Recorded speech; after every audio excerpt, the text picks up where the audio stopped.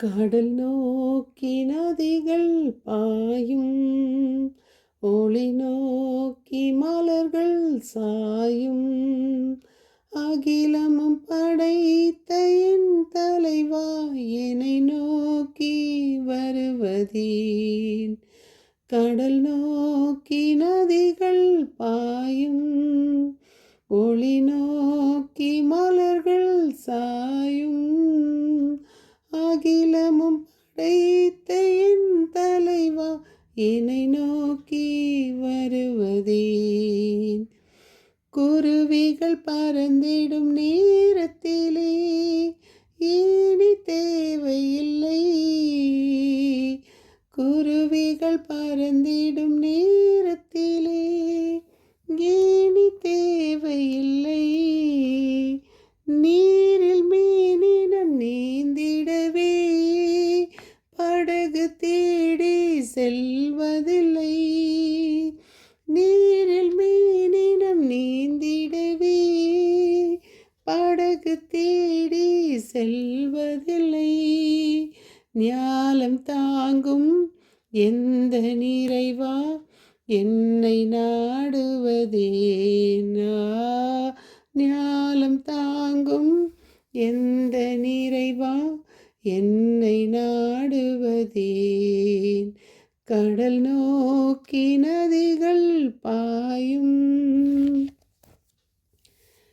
என் இனிய உறவுகளே, நாம் இன்று 18வது டே ஆஃப் அட்வென்ட் 18/12/24 இருக்கின்றோம். அன்பில் நாம் தூய ஆவியின் அன்புடனும் அன்னை மரியின் பரிந்துரையுடனும் நாம் தொடரும் சங்கீத தொடர்ச்சி 63:1-2-3. நீதிமொழிகள் 30, 31, 32, 33. இன்றைய வாசகம் எரேமியா நூலிலிருந்து. நாம் 23:5-8. நீதியுள்ள தளிர் தாவீதுக்கு தோன்றுவார். அவர் அரசராய் ஆட்சி செலுத்துவார். அவர் ஞானமுடன் செயல்படுவார்.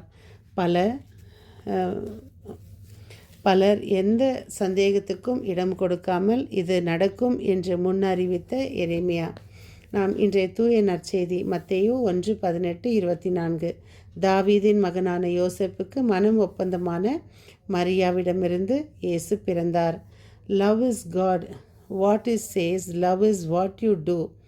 அன்பு செயலில் இருக்க வேண்டும். நாம் கடவுள் நேசிக்கிறார் என்பதை விட நம்மளுடைய அன்பு செயலில் இருக்க வேண்டும். எப்படி என்றால், இரக்கத்தின் காரியங்கள் கொடுக்கும் மனதை நாம் பெரிதும் பயன்படுத்த வேண்டும். ஒரு தனி மனிதன் ஒருவர் ஒரு ஆட்டோ ஓட்டி கொண்டிருந்தார். அவர் ஒரு நாள் தினம் ஆட்டோ ஓட்டுவது, மனைவியிடம் கொடுப்பது, இதேபோல் பல கோணங்களில் பல வண்ணங்களில் அவர் வாழ்ந்து வந்தார். அவருக்கென்று ஒரு தனி உலகம் அமைத்து. ஒரு நாள் இவர் கண் முன்னாலே அந்த ஆட்டோவில் அவர் மனைவியும் அவரும் சென்று கொண்டிருக்கிறார்கள். அப்பொழுது ஒருவர் உயிருக்காக போராடி கொண்டிருக்கிறார்.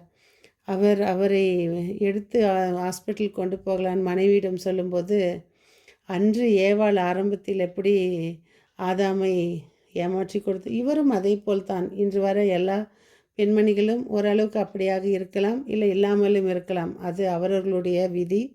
ஆனால் இந்த பெண்மணி சொல்கிறார், நமக்கு வேண்டாங்க, நமக்கே சாப்பாடு இல்லை, நம்ம இவங்களெல்லாம் எப்படி எடுத்துன்னு போய் நம்ம சேர்த்த ஹாஸ்பிட்டலில் நம்மளை 1008 கேள்வி கேட்பாங்க, அதனால் நம்ம இதை செய்ய வேண்டாம் அப்படின்னு சொல்லுவாங்க.